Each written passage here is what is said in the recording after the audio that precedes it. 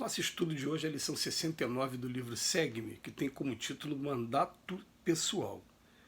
Servir uns aos outros, cada um conforme o dom que recebeu. Primeira Epístola de Pedro, capítulo 4, versículo 10. Forçoso consideres o valor da tarefa em tuas mãos. Ela se define por mandato do alto, desígnio de Deus em ti e junto de ti. Indubitavelmente é preciso nos acomodemos à convicção de que nada somos e nem realizamos sem Deus.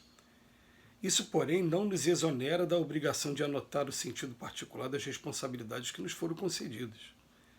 De modo algum desejamos induzir-nos à hipertrofia da personalidade quando tudo nos determina a extinção da vaidade e do orgulho.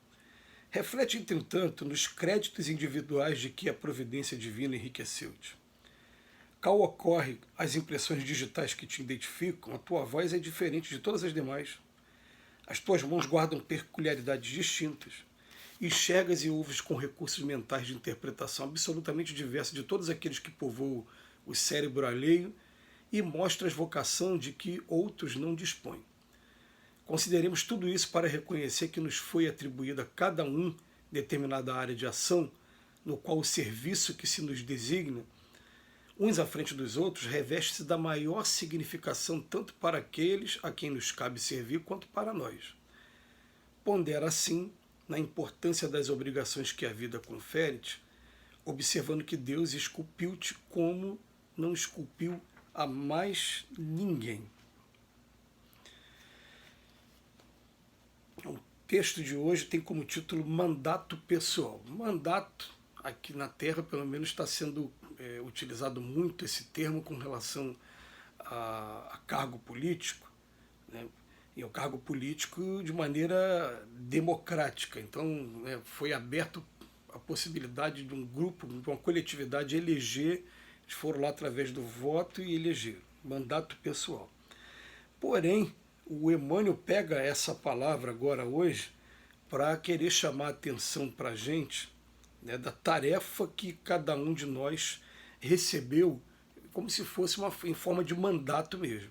E é interessante essa colocação, por quê? Porque o mandato no campo político, ele é temporário, que a eleição é de 4 em 4 anos, tem países que são de 5, cada lugar vai estabelecer as suas normas. Mas eu me lembro uma vez de uma frase muito interessante que veio de um grande espírita também, que foi Rui Barbosa, que escreveu o seu nome aqui na história do Brasil. Ele falava que os políticos e as fraldas devem ser trocadas de tempos em tempos pelo mesmo motivo. Então, os mandatos têm um determinado tempo, né? E a gente também tem um tempo aqui na Terra, né? Eu sou um espírito, mas nesse momento agora eu estou usando esse corpo aqui. E esse corpo tem peculiaridades que os outros corpos não têm. Eu fico pensando assim, na encarnação passada, de repente eu posso ter tido outras possibilidades no campo físico, no campo muscular, que agora eu não estou tendo. E tem coisas que a gente vai ver o seguinte, ó, eu tenho as minhas mãos hoje sãs, dentro do sentido de fisioterapia, e por isso toco piano. Mas pode ser na encarnação que vem agora que as minhas mãos não tenham essa habilidade, nem por conta disso eu deixarei de ser uma pessoa que sabe tocar piano. Eu só não vou poder tocar porque a mão não vai me deixar expressar o meu instrumento. E a gente percebe também dentro dos critérios de raça, de cor, de sexo, essa diferença tão grande. É porque um dia desse a gente estava conversando, né, por que será que até hoje a gente nunca viu um negro vencer uma prova de natação, ser um recordista mundial de natação, e também nunca viu um branco ser o recordista de atletismo e de maratona. Porque tem coisas que estão inerentes ao corpo físico mesmo, a condição física naquele momento. Então, o mandato que eu recebi e que é provisório, que vai ser renovado, vai acabar, né, ele está sendo com relação a esse corpo aqui agora. Aí depois ele fala, forçoso que consideres o valor da tarefa que eu tenho agora, porque ela se define por um mandato do alto, está sendo entregue para a gente. Indubitavelmente, é preciso nos acomodemos à convicção de que nada somos nem realizamos sem Deus. Foi Deus que deu essa possibilidade para a gente. Aliás, da mesma maneira que deu, ele pode tomar como faz frequentemente. E faz o poeta ter deixado essa frase inesquecível na música Aquarela, né? Sem pedir licença, muda a nossa vida e depois convida a rir ou chorar. Mas não quer dizer que a gente está indicando hipertrofia da personalidade, não. Não, está pedindo somente para acabar com a vaidade, com o orgulho e dar crédito a quem merece, mesmo, que é a providência divina, que está nos dando esse mandato.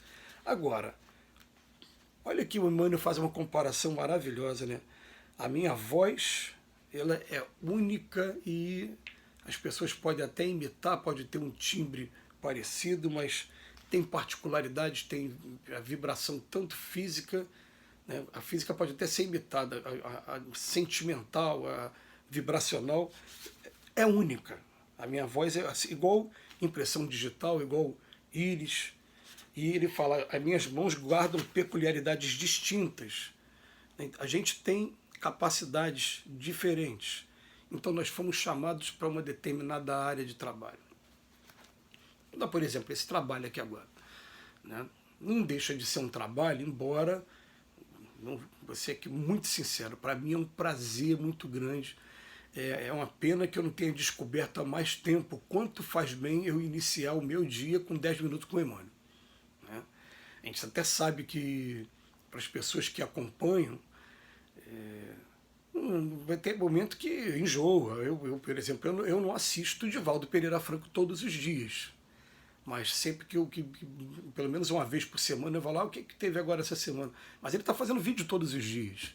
Então, a pessoa acompanhar todos os dias realmente é para poucos. É só para aqueles que estão com mais compromisso aí com relação à página, né? Porque a gente publica aí na página do Centro Espírita Caminho da Luz. Tudo bem. Mas, para mim aqui, passou a ser um trabalho muito bom e eu estou utilizando o quê?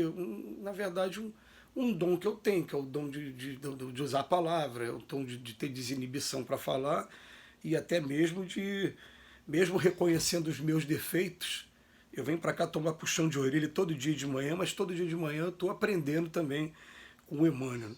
Então a gente tem que pensar no seguinte, eu tenho capacidades que as outras pessoas que estão aqui ao meu redor, normalmente elas não têm, tem coisas diferentes, juntando todo mundo. Aí sim, todos juntos somos fortes, somos flechas, somos arco. Todos nós no mesmo barco, não há nada a temer. Tudo bem, ele vai juntar todo mundo.